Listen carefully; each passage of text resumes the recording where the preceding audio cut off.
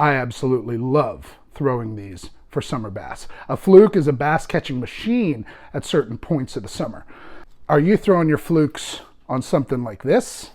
Or are you throwing your flukes on something like this? That's what we're talking about today. Hey, if this is your first time here, welcome to HookLife. My name's Greg, and that's all we're trying to do is live a little bit of that hook life.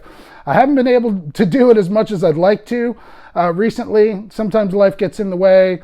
Thanks a lot for staying part of the community. I really appreciate it. This channel is absolutely nothing without each and every single one of you. I appreciate all of you. So the big question is, what do you do? Are you like me? Do you love throwing flukes on a spinning rod? I mean, this is my comfort zone. This is my wheelhouse. This is what I grew up throwing, you know, little 3-inch flukes for giant Florida stream largemouth on as a kid. And light line, small hooks, big bass. But sometimes that just doesn't get it done. Sometimes your leader breaks. Sometimes you're in heavy cover. Sometimes you need more leverage. So today's video is about me taking a baitcaster out on the water not too long ago and seeing did I enjoy throwing a fluke on a baitcaster as opposed to a spinning reel. Check this out. So the other day I was here and I was fishing a weightless fluke and I had an awesome day, but I broke off 4 times. I was fishing a spinning rod with braid to 8-pound test. Not sure if it was my knot that was breaking. 2 days before this video, I was out on the water, had an absolutely awesome day throwing the 6 cents fluke in a sungill pattern. The bass were absolutely smashing it, but I kid you not, I think I broke off like 5 times. What I'm really interested to know is what kind of line do you guys fish your flukes on and what kind of knots do you tie? Drop it down below in the comments.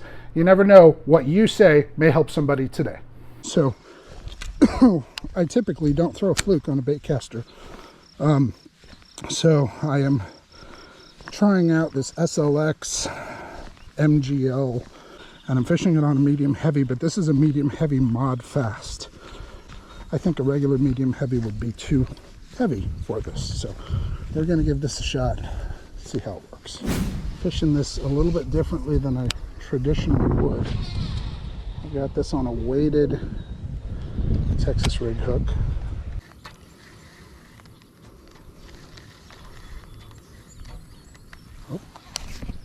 Oh.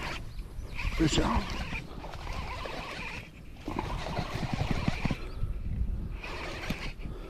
Oh, he's in that grass now.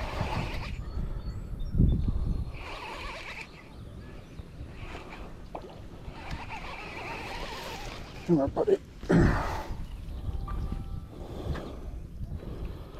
Nothing crazy.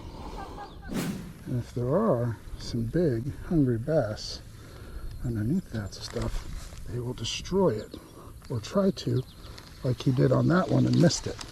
When I'm spot casting and I'm trying to put a fluke in a very, very specific spot, this guy is way more reliable at being able to put something exactly where I want to be than the spinning rod. So number one takeaway, number one pro for the baitcaster today is accuracy of bait placement. Let's see if we can get it on top of the slot again.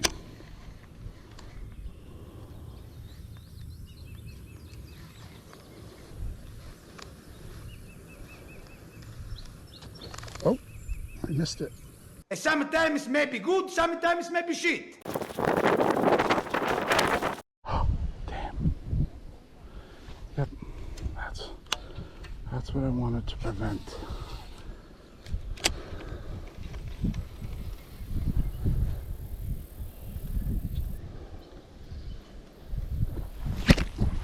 Boom, got him.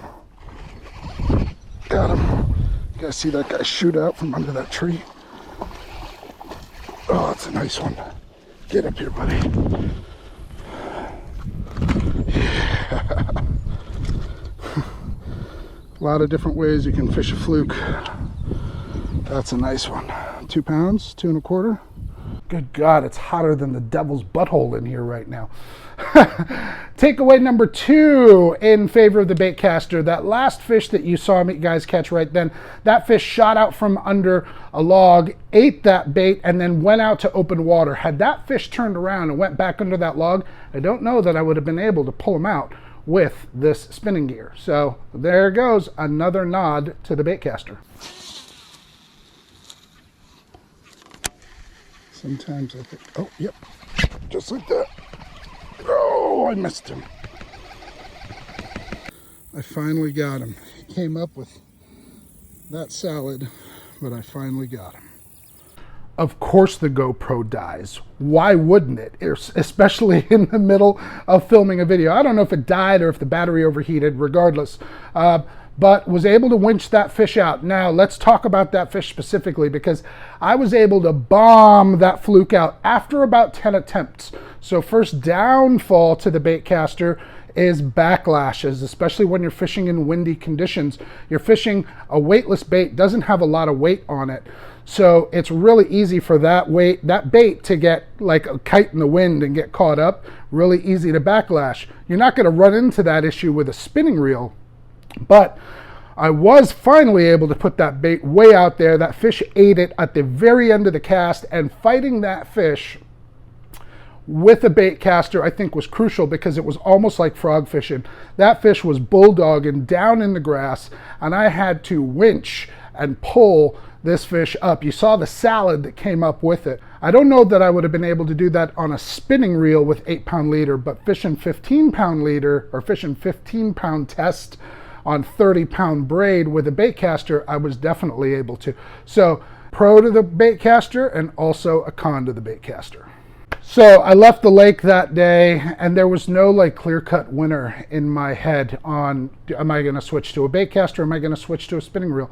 Because I think it really just depends on the angler and the body of water that you're fishing. Obviously, you have to be comfortable casting both of these reels. But if you're in a situation where you're fishing around a lot of emergent or submergent vegetation, and those fish are going to be, you know, bulldogging down in that grass, down in those weeds, you probably want a bait caster at that time. You can fish it with heavier line, heavier leader, and you can winch on it, kind of like you're frog fishing. Now, if I'm fishing open water, or I've got to make really, really long casts, or it's really, really windy, then maybe the spinning rod is going to come into play in those situations.